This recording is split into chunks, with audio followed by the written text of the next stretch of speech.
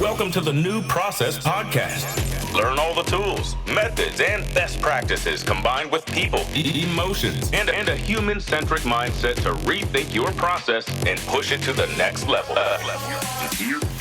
And here is your host, Mirko Kloppenberg. Yeah, welcome to episode 45 of the New Process Podcast. Today, it's all about how to develop a digital mindset. Therefore, I'm talking to Julian Knorr. Julian is founder and CEO of ONESTOPTRANSFORMATION. He founded the company in 2018. They focus on analyzing and developing a digital mindset and the competencies you'll need for the future. He also gives lectures on digital mindset at Frankfurt School of Finance and Management and on agile methods at Campus M21. In addition, Julian is the host of the Mindset Coffee podcast since 2020. He studied business administration at Otto Friedrich University of Bamberg and holds a bachelor's and a master's of science degree. In this episode, you'll learn what a digital mindset is, how to analyze and develop a digital mindset, how you can leverage this for BPM in general, or for your specific business process in particular. And you can learn how to test Julian's Mindset Navigator and what he offers to the new process community to develop the mindset of your own process community. So, enjoy the interview with Julian Knorr. And now, let's start to rethink processes. Yeah, welcome to the New Process Podcast, Julian. I'm super excited to have you here today to learn more about digital mindset. So, welcome, Julian. Thanks for having me. Looking forward to our conversation. Yeah, me too, definitely. And as always, let's start with a check-in. So what do you prefer in an aircraft, aisle or window seat? Definitely window seat, since I really enjoy the views out of the airplane. That's pretty good. And what is your favorite airport? Actually, it's Miami, since I really like the atmosphere down there, because as soon as you leave the airplane, you're kind of on a tropical island, although you're still in the States. That's true. I think I've been there last March, so about a year ago, on a vacation with the family, and that was a cool trip. Whenever we have a small image frame downstairs, and whenever we pass this and see pictures from that vacation, all the family members say, "Oh, we want to go there again," and that was Miami. No, that's true, nice. and this is exactly the feeling I always get when I arrive there. Yeah, that's cool. Oh, damn, and now we're doing this podcast here today. Once thought about having a podcast while I was in Miami, but we postponed the recording that time. So I can just pretend that I'm in Miami now. Thanks for this good feeling to start off the podcast.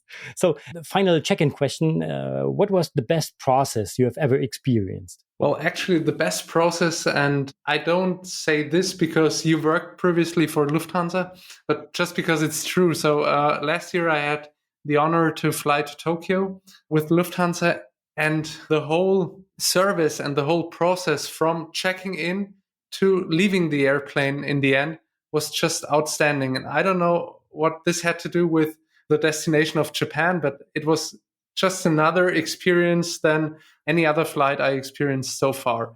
And the process was so seamless, and that's what I liked about. So really, from boarding to the takeoff to the landing, everything it felt like everyone on the plane had a clear plan of what comes next.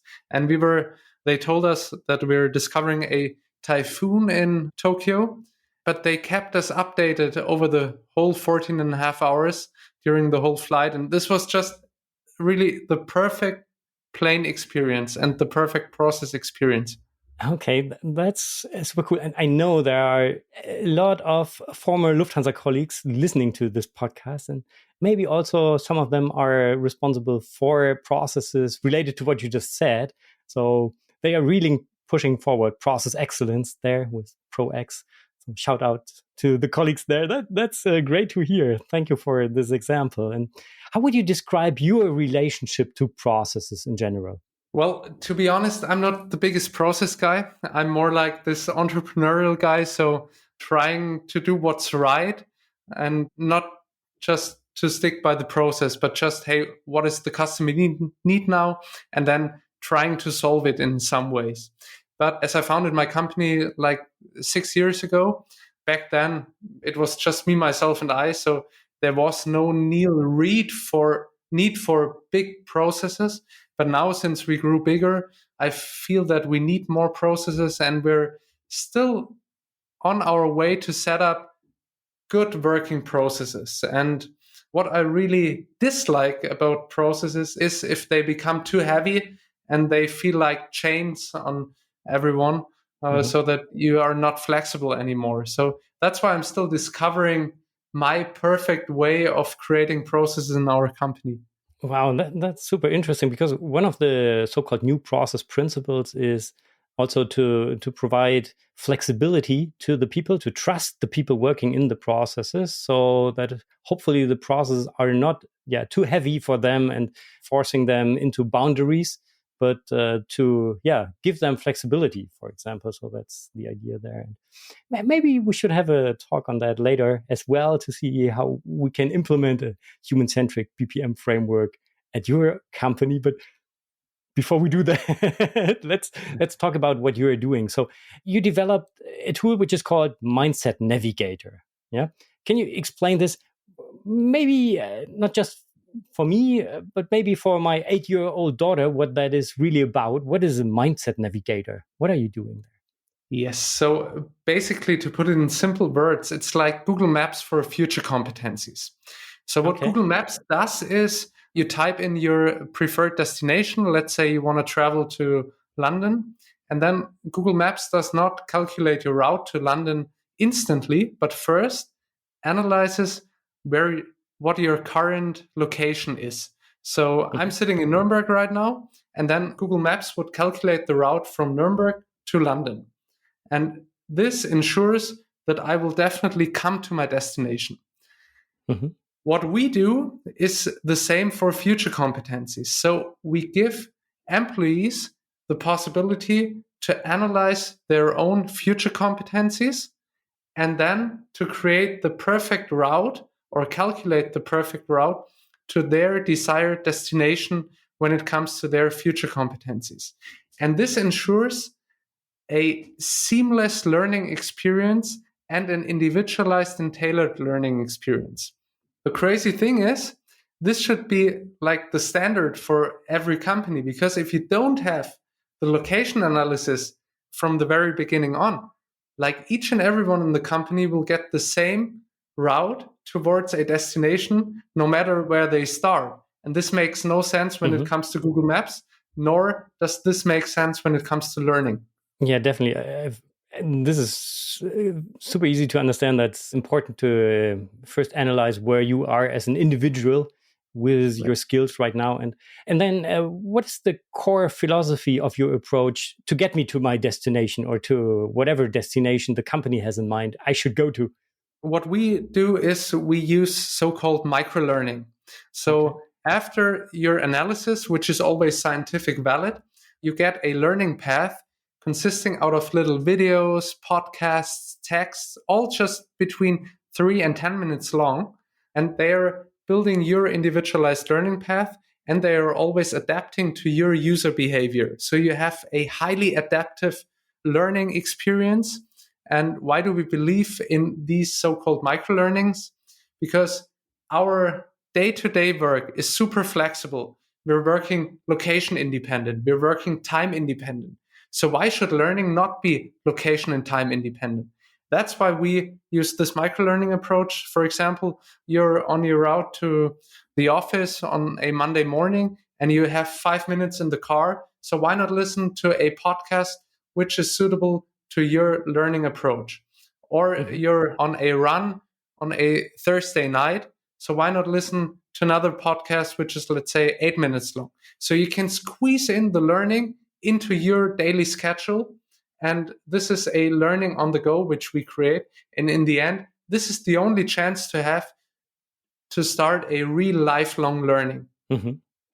Okay. And I'm just wondering, how does it look like? So there is a tool where you analyze the digital mindset of the people. Is that how it looks like? And then there is another part where you get all these learning bits and pieces to listen to or to work through, or? So basically, as a user, you get your credentials, you log into our platform. It's browser-based, so no installation needed.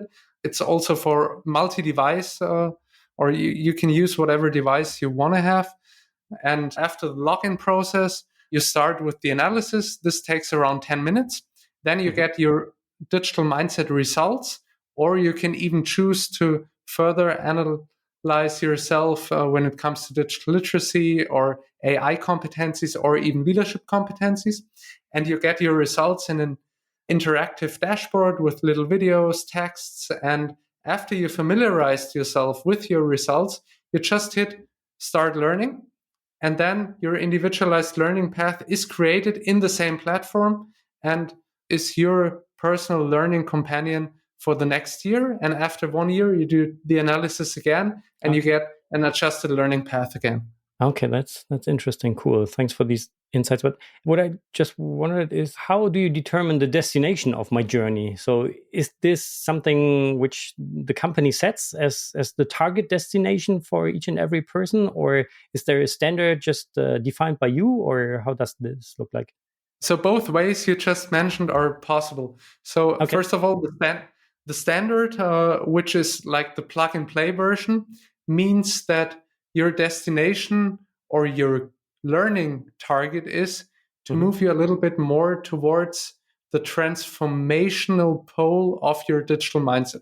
I know this sounds complicated, so let me give you some more insights. So digital mindset is defined by 6 different so-called personality dimensions, such as customer centricity, openness and agility, or an open dealing with failure. And each of these dimensions have so-called opposite poles. So, for example, openness and agility versus persistence. And persistence in this particular example is the traditional pole, and openness and agility is the transformational pole. And in our standard version, your learning target is to go more towards openness and agility. So let's say if you're still pretty persistent, your goal is to move a little bit closer to openness and agility. If you're already pretty open and agile, then your goal is to become even more open and agile. So this is the standard way. The second possible way, an approach to set the destination, is company specific. So your company says, hey, for us, customer centricity is super important and productivity and entrepreneurial action orientation is super important. So we focus on these 2 dimensions and we create a target profile. And then everyone should be trained to come closer to this target profile. Or step number 3, we go more into detail and we do not have one specific company-specific destination, but for each job family, we have separate destinations. So for the controlling department, we have another destination, then for sales, then for design, and so on. Okay, yeah, that sounds super fascinating. So what was your favorite project so far? Actually, it's pretty tough to pick one favorite project because we had so many different interesting projects. I'm still super proud that we had the chance already back in 2019 to adjust our tool for Lufthansa and to roll it out globally. So this was definitely one of the highlight projects so far. But another project I would like to mention is one from a regional bank in Germany, or a banking chain in Germany, where we adjusted our tool for the leaders in the organization towards their leadership principles. And then we created specific learning content for their leadership principles. So all employees had access to our regular tool, and all leaders had also access to the regular tool with the addition of leadership principle specific content. This was pretty fascinating to see how our approach is pretty adaptable to existing competence frameworks or leadership frameworks. Okay, that's fascinating. As I already said, a number of our listeners out there are responsible for business processes or even for the whole BPM system in their organization, right? And digitalization, automating processes, or even applying AI, as one of the hype topics right now, is definitely one of the biggest challenges that they have on their list. So what can our listeners learn from your work in general, from these learnings regarding transformation? So as soon as you start creating or designing a process, you always have to think from your user standpoint. So who will then live the process in the end? And just imagine you have a company with 1,000 people living the process after you designed it. Each and every one of these employees have a different starting point in their adoption rate of new processes. When it comes to AI, and you include, for example, AI in your process, as you just mentioned, not every one of your targeted employees have the same affinity towards AI. So not everyone will adopt to this AI-based process in the same way. So it could be a huge help for you to understand, hey, who is already pretty open for AI, who has a knowledge in AI technology, and who has already a good knowledge of AI ethics. And with this knowledge, you can then adjust your rollout plan. For example, you start with the ones who are pretty open for new AI technology in order to create some ambassadors for the new process, because they are more likely to adopt this new process because they are more open to it. And then you roll it out to the other employees. And this could be pretty helpful in order to make rollouts more successful and to make rollouts more smooth. Okay. And can you be more specific with regards how to do it? When let's imagine I'm accountable for purchasing process of an organization, right? And I have a process community.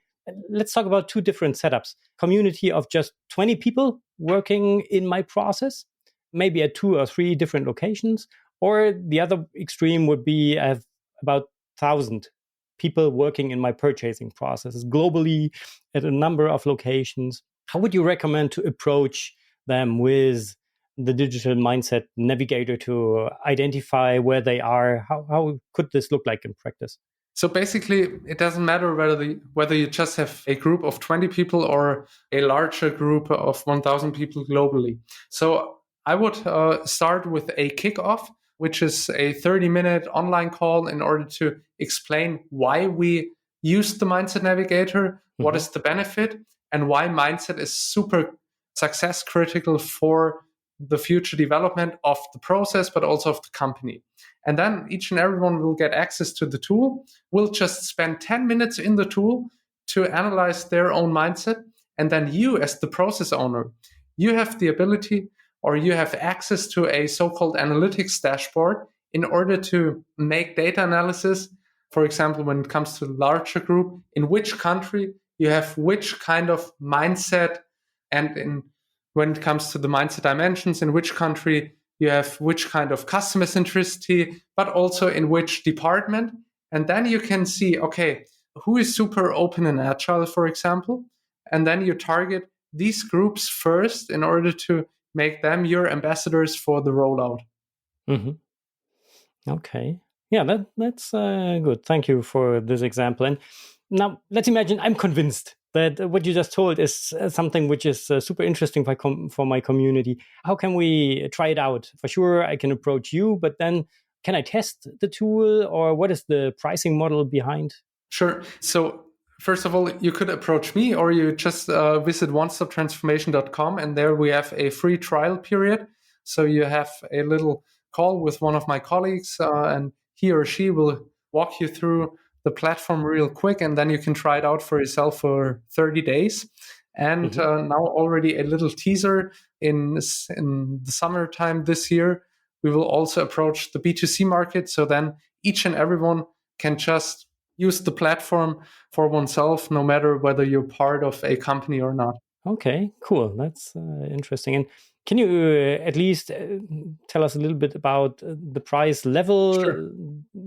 Doesn't have to be sure. So numbers, it's a monthly subscription model, and you pay per user. So you pay per employee per month. We have 3 different packages. So we have the basic, we have the premium, and we have the leadership package. And the differences between the packages are the focus areas. So the basic package has mindset and has the mindset analysis plus the mindset development. The premium package has mindset analysis, digital literacy analysis, AI competency analysis, plus the particular learning offerings and development part. And leadership has exactly the same, what I just mentioned, plus the leadership analysis, plus leadership learning offerings. And it starts by 29 euros per user per month. So in the end, if you calculate it for 1 year, it's less than €1 per day for an individualized learning. Okay. Wow. And what the people get is really a learning platform with all the content you need to get the knowledge to improve your skills, right? Right. So from the analysis to learning offerings, to reflection questions, to learning nuggets of the week, to a continuous communication, to separate communication regarding how to learn, because this is also a pretty big topic in companies that self-learning was kind of unlearned during the last decades. And we want to change this again so that each and everyone is able to self-learn again. Yeah, that's cool. So, important question, is there a special offer for the new process community to test the Mindset Navigator? Yes, actually, so the special offer is what I can offer you. If you say that you come from our podcast, you can test it out for 2 months without any costs. Wow, that's cool. Yeah, that's a longer time frame to get familiar with the tool. Thank you very much for this offer. That's cool. Perfect. So applying your overall experience to rethinking processes, what are your top 3 recommendations to get to a more human-centric BPM approach and to inspire people for processes? First of all, how do I create a human-centric process? This is something I had to learn during the last 6 years, that not every idea I, as the founder, had was the best idea for a process. So really talk to your employees, talk to your target group, and ask them what could improve their lives and their day-to-day work. And it doesn't matter what your thoughts are, just ask your employees and ask your team. The second one is give processes enough time to evolve. So at least from my experience, the first draft of a process will not be the best, but try it out and learn from it and do regular check-ins. We just had it this week, to be honest, where we want to test a new automation tool. And we already have one, let's say, semi-automation tool for one particular process step. And now we discovered this fully automation tool. And now we said, okay, we make a 3-step approach. First one is to try out the new one. Second step is then to see what the differences are compared to our semi-automated tool. And then the third one is to see whether the surplus of the full automation is from any or has any added value to our process or not. And then we decide, and not just, hey, this is cool and we could just implement it. Of course we could, but in the end, does it have any value?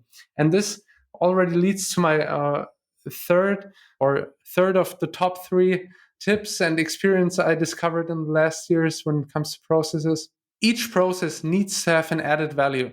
As soon as there is no added value, just cut this process and don't do it anymore. Yeah, absolutely. That's so true. Cool. Thank you for these recommendations. And I'm really curious to wrap it up. Yeah, we learned a lot about digital mindset here. What is your key message to our listeners with regards to rethinking processes? So my key message when it comes to processes is basically the same as when it comes to transformation and working in a company overall. Mindset is way more important than technology. And I always like to talk about the so-called iceberg of transformation. And for me, this could also be the iceberg of processes. So everything what is visible about an iceberg, so the things which are on top, are always just the smaller part of the whole iceberg. And this is for me always the technology. But the things which are not visible, this is the human part of it. And so here we come to mindset. And this is the foundation of the technology. So as soon as you don't have the right mindset, even the best technology will not improve your business. So start with developing the mindset and then adjust the technology afterwards. So mindset is more important than technology.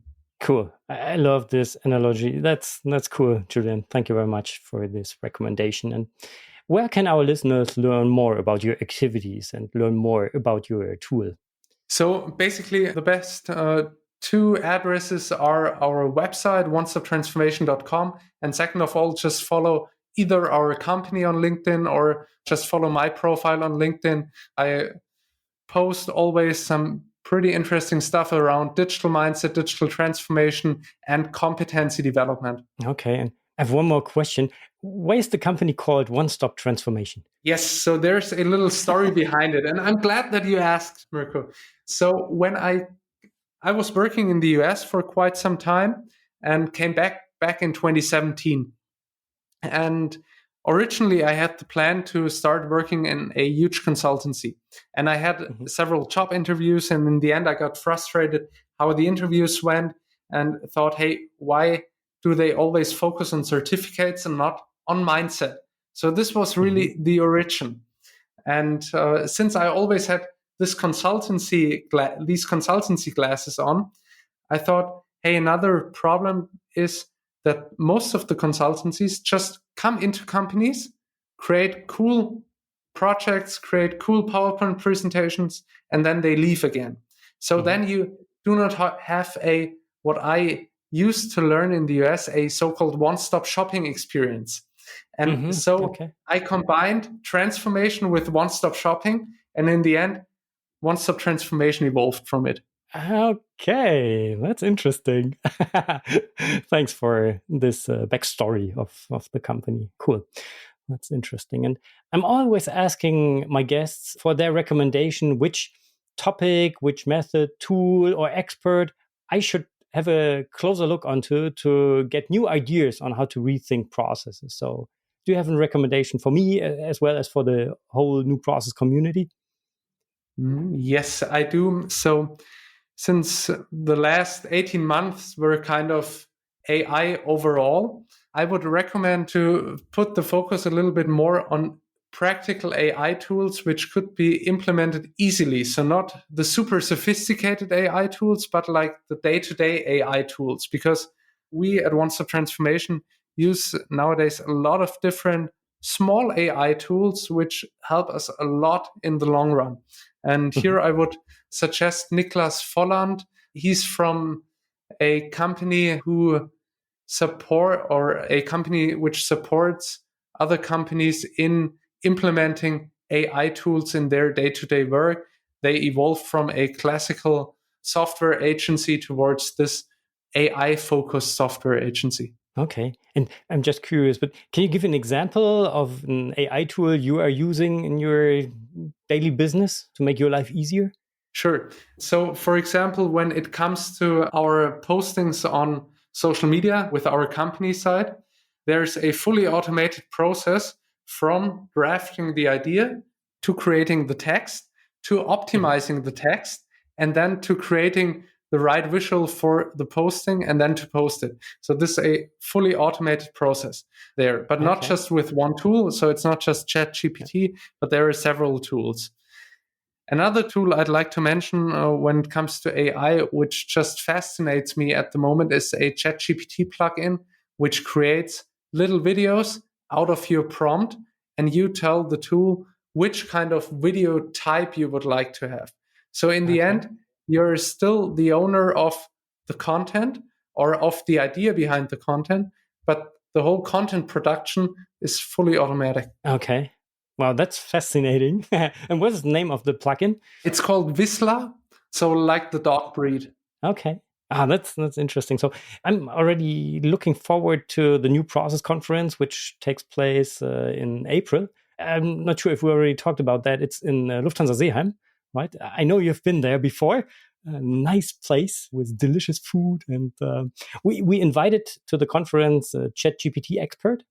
And we'll have a 90-minute session to explore how to apply AI to processes. And I already had brief preparation calls with him, and I'm looking forward for more preparation calls to dive deeper into that, to learn more. And I'm so curious because that's for sure a hype topic, AI at the moment.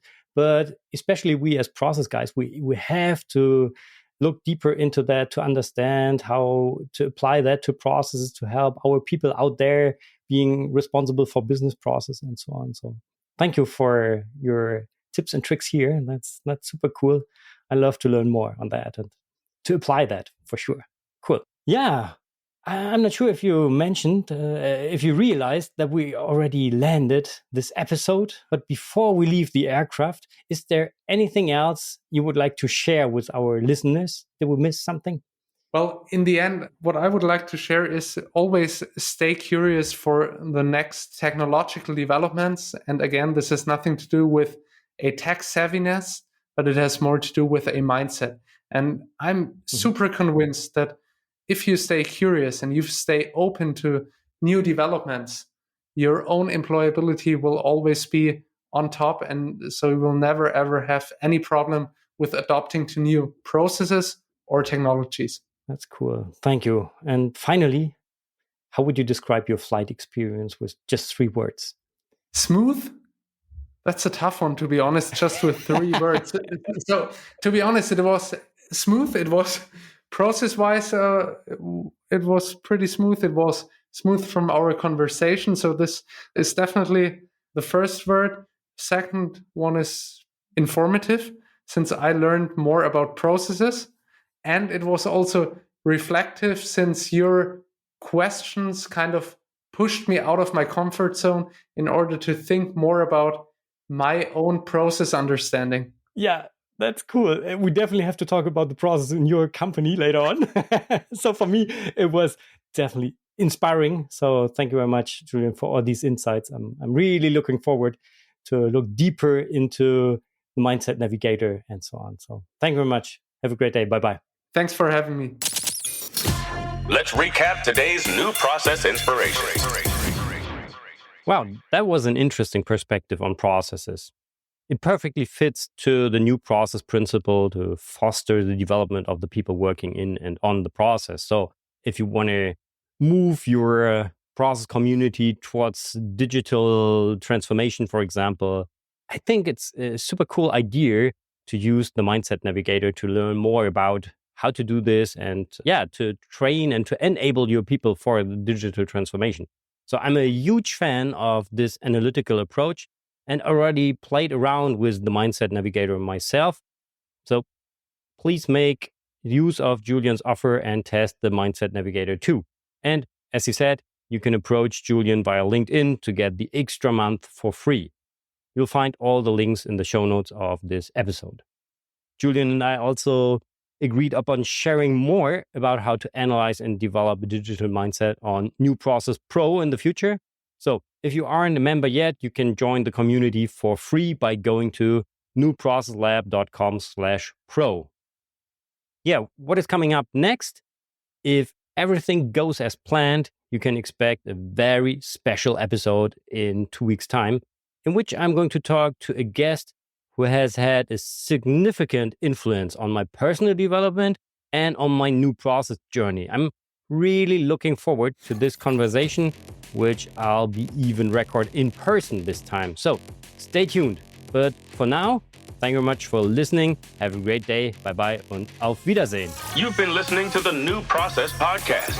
Make sure to subscribe so you don't miss the next episode for more tools, methods, and best practices to rethink your process and push it to the next level. Thank you for listening. Before you leave, we are slowly approaching the 2nd birthday of the New Process Podcast, and I'd like to ask you for your feedback. So what do you like about the podcast? What would you like to see changed? I'm really interested in learning more from you and making the New Process Podcast even better for you. To give me feedback, just go to newprocesslab.com/feedback. It'll only take a few minutes to answer 4 simple questions, but it would mean a lot to me. So thank you very much for supporting me. Just go to newprocesslab.com/feedback. Thank you very much. Bye-bye.